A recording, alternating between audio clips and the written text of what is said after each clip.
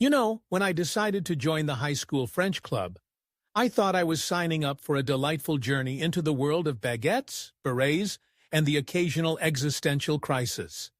I pictured myself sipping café au lait in a quaint Parisian café while discussing the profound philosophies of Camus and Sartre.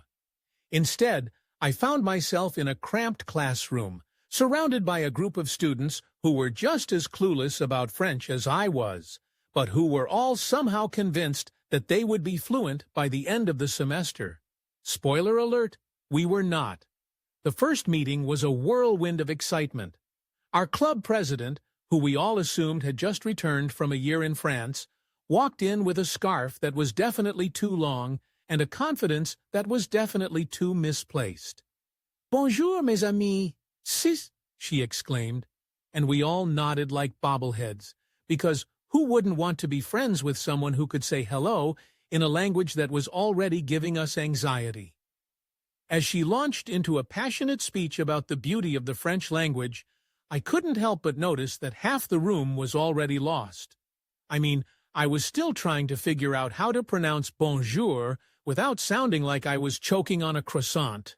But there we were, all nodding enthusiastically, pretending we understood every word while secretly Googling how to say "I have no idea what you're talking about" in French.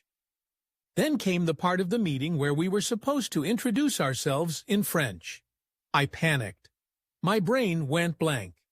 I could barely remember my own name, let alone how to say it in another language. So I did what any reasonable person would do. I stood up, cleared my throat, and said, "Je m'appelle, I like pizza." Yes, that was my big contribution to the French club. I was a culinary genius, apparently. The club meetings quickly devolved into a series of mispronunciations and awkward attempts at conversation that would make even a native speaker weep. We had a French Friday, where we were supposed to bring in French snacks. I thought I'd impress everyone by making crepes. Turns out, making crepes is a lot harder than it looks. I ended up with a kitchen that looked like a flour bomb exploded, and crepes that resembled sad, lumpy pancakes. The only thing French about them was the fact that I was too embarrassed to serve them to anyone. Then there was the time we decided to watch a French film. I thought it would be a romantic comedy, you know, something light and fluffy.